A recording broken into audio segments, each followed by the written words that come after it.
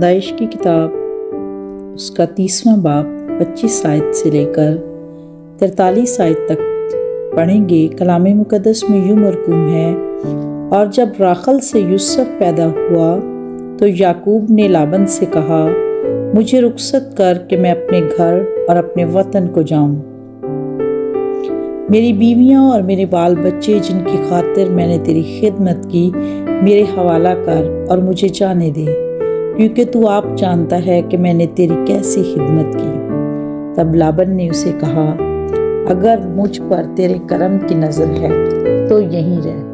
کیونکہ میں جان گیا ہوں کہ خداوند نے تیرے سبب سے مجھ کو برکت بخشی ہے، اور یہ بھی کہا کہ مجھ سے تو اپنی اجرت ٹھہرا لے اور میں تجھے دیا کروں گا۔ اس نے اسے کہا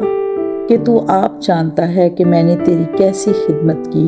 اور تیرے جانور میرے ساتھ کیسے رہے، کیونکہ میرے آنے سے پہلے یہ تھوڑے تھے اور اب بڑھ کر بہت سے ہو گئے ہیں،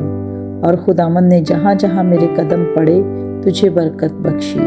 اب میں اپنے گھر کا بندوبست کب کروں؟ اس نے کہا، تجھے میں کیا دوں؟ یعقوب نے کہا، تو مجھے کچھ نہ دینا، پر اگر تو میرے لیے ایک کام کر دے تو میں تیری بھیڑ بکریوں کو پھر چراؤں گا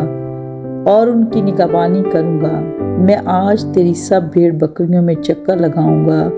اور جتنی بھیڑیں چتلی اور ابلک اور کالی ہوں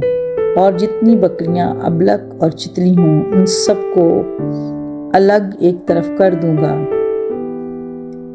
انہی کو میں نے اپنی اجرت ٹھہراتا ہوں،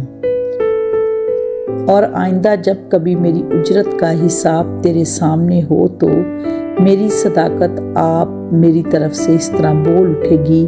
کہ بکریاں چتلی اور ابلک نہیں اور جو بھیڑیں کالی نہیں، اگر وہ میرے پاس ہوں تو چرائی ہوئی سمجھی جائیں گی۔ لابن نے کہا، میں راضی ہوں، جو تو کہے وہی صحیح۔ اور اس نے اسی روز دھاری دار اور ابلک بکروں کو اور سب چتلی اور ابلک بکریوں کو جن میں کچھ سفیدی تھی اور تمام کالی بھیڑوں کو الگ کر کے ان کو اپنے بیٹوں کے حوالے کیا، اور اس نے اپنے اور یعقوب کے درمیان 3 دن کے سفر کا فاصلہ ٹھہرایا، اور یعقوب لابن کے باقی ریوڑوں کو چرانے لگا، اور یعقوب نے سفیدہ اور بادام اور چنار کی ہری ہری چھڑیاں لیں اور ان کو چھیل چھیل کر اس طرح گنڈی دار بنا لیا کہ ان چھڑیوں کی سفیدی دکھائی دینے لگی، اور اس نے وہ گنڈی دار چھڑیاں بھیڑ بکریوں کے سامنے حوضوں اور نالیوں میں جہاں وہ پانی پینے آتی تھیں کھڑی کر دیں، اور جب وہ پانی پینے آئیں سو گبھن ہو گئیں،